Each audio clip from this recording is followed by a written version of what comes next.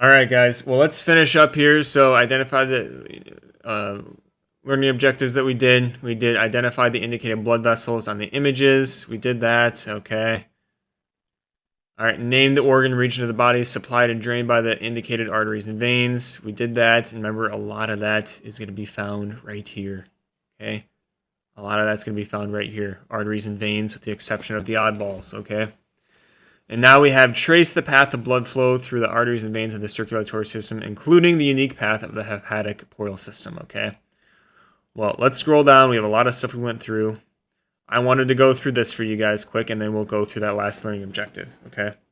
So matching the following arteries with the regions of the body, okay? So I feel like this is a very straightforward exercise we're asking of you to do here, okay? And let's do it. The radial artery. Remember, this guy is down in the distal forearm. Okay, the radial artery. What is this guy going to be supplying? The forearm. Okay, so the radius is considered a forearm bone, so the radial artery is going to be supplying the forearm. Common hepatic artery. Okay, common hepatic artery. What's that going to be supplying? Hepatic, referring to the liver. Okay, common hepatic artery. Internal carotid artery. Remember, there's the difference between internal and external. External supplies the face and the scalp, excuse me. Internal carotid is going to go up and supply the brain. Okay. Splenic artery, very straightforward one here. Spleen. External iliac artery. Remember, there's another difference. We have an internal and an external. Internal does the pelvic structures. External is going to do the entire lower limb here, okay? Brachial artery, okay? Brachial, brachius, brachialis, brachium, referring to the arm, okay? Is E. Renal artery, renal, referring to the kidneys, all right? Axillary, referring to the armpit. And then by process of elimination here, we have the inferior mesenteric artery. Remember, this is the distal. It's not the proximal. Remember, the proximal is the superior mesenteric artery. The distal large intestine is from the inferior mesenteric artery.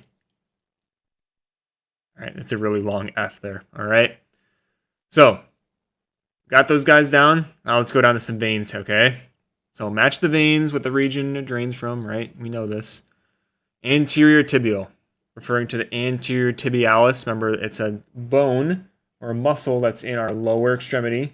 Anterior tibialis helps us to dorsiflex our ankle. All right. So this is going to be draining the leg. Specifically, you could say the lower leg. Okay. Femoral vein. Femur. The hugest bone in our body, the strongest bone in our body. That is in our lower extremity. Okay. Also known as our thigh bone. Okay, femoral vein. Gastric veins, gaster referring to what? The stomach, okay? Remember, we have a left and a right one for the gastric veins, okay?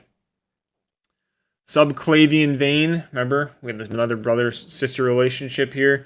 You have a subclavian artery, sub referring to below, clavian referring to the clavicle, all right? And this is for the upper limb, okay? So it takes in all the blood from the upper limb, goes into the subclavian vein, into the superior vena cava, back to the heart, okay? Popliteal vein, remember this is that kind of weird one we talk about. Popliteal, the popliteal region is referring to the knee, all right? External jugular vein, all right? This is one of the two jugular veins that drain from the head, all right? So because of that, we'll say this is from the head and face, okay? If it was the internal jugular, it would be draining from the brain, okay? Internal iliac vein, remember the external does the entire lower limb. The internal is doing the structures of the pelvis, okay? And then by process of elimination, of course, we have the superior mesenteric vein, which drains small intestine and the proximal large intestine, right?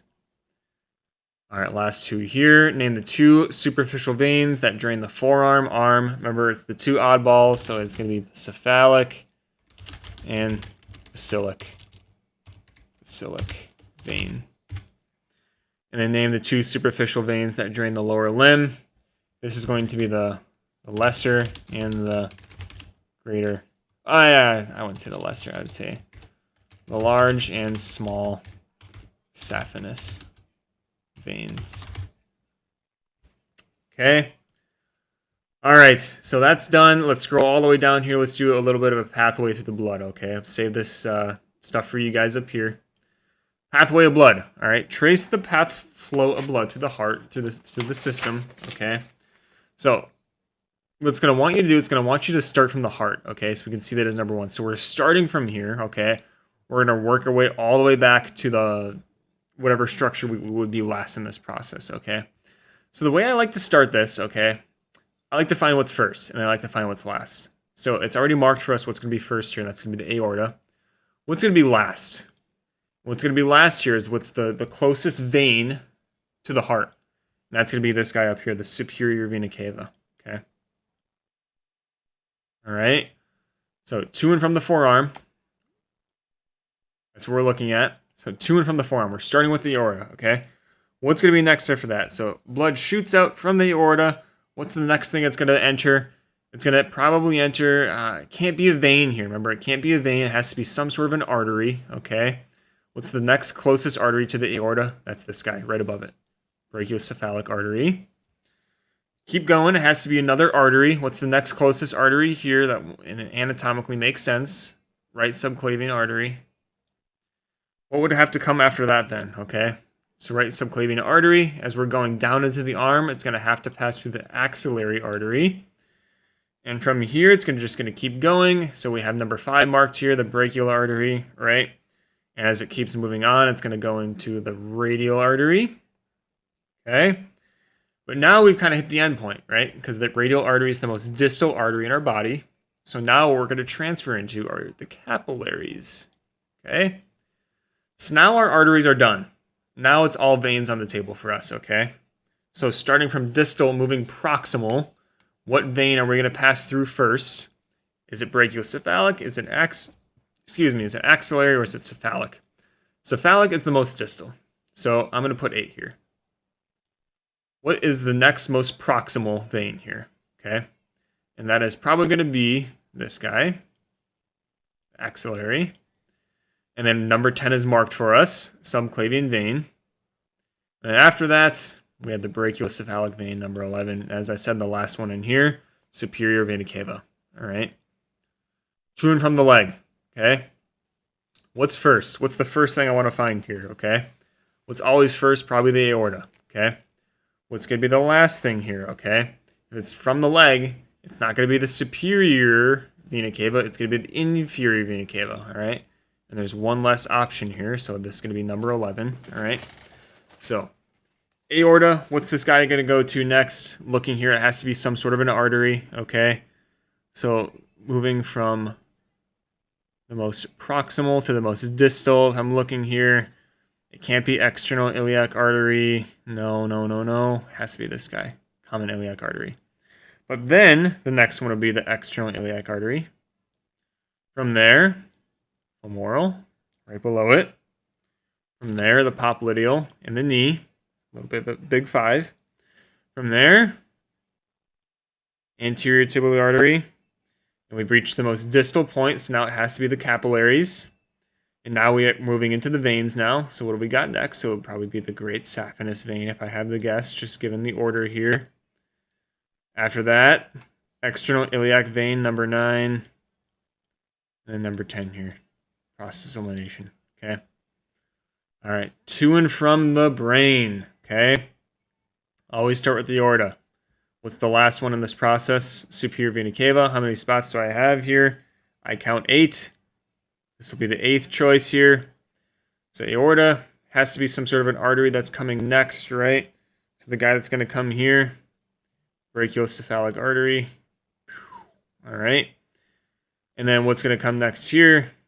Next one could be the right common artery, just given the choices. Remember, because if it's brachiocephalic artery, that means it's going to the right side. Okay. Versus if this just said the left internal carotid artery, this would be the second choice. But since we have the brachiocephalic artery, this is the second choice. This is third. Okay. But now we have number 4 here, internal carotid. So all out of arteries. That means that the capillaries are on deck. Now we have the veins. So starting from the head, working down, we have the internal jugular. Okay. This is number 6. And then process of elimination number 7. All right. Last one.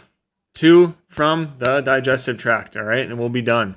So always start aorta. What's the last one here? It looks like it's going to be the inferior vena cava. I count 8 spaces. So this will be number 8. Aorta, what's it going to do? Blood comes out. Where is it going to go next after this? So it's going to go down the descending aorta. Has to go into some sort of an artery here. Okay. So I see vein, I see capillaries, I see artery. Okay. So it's an artery, so it has to be this one. Okay. So it's going to enter the superior mesenteric artery. I don't see any more arteries here. It can't be the hepatic portal vein yet, or anything like that. It can't be the capillaries in the liver, so it can't be that. So it's going to be the capillaries in the small intestine. And after that, it's going to leave through the superior mesenteric vein. That vein is going to meet up with what is known as the hepatic portal vein, number 5 here. And then that is going to drain into the capillaries of the liver. And then that is going to form into the hepatic vein. And that vein is going to go back to the inferior vena cava. All right. So, woo! A lot of stuff, guys. A lot of stuff we went through today. Okay, a lot of things we went through, but we are all done with lab. Okay. Lab number 3, a lot of things. So, went through everything twice now with you guys. You guys should be able to, denote what's what here. A lot of practice, consistency, and remember my tips here for remembering all these things. Make sure you know your anatomical regional landmarks. Arteries and veins are brother and sister most of the time, with the exception of a couple of those oddballs. Then always start small picture, work big picture, okay? You guys will be just fine. Anyways, guys, have a good rest of your week. We'll see you next Monday. Celebration on Monday, okay? Practical, mini practical style format, combined labs 2 and 3, so make sure you're studying both. And you guys are going to be fine. Keep biting the elephant. Have a good weekend, guys. We'll see ya.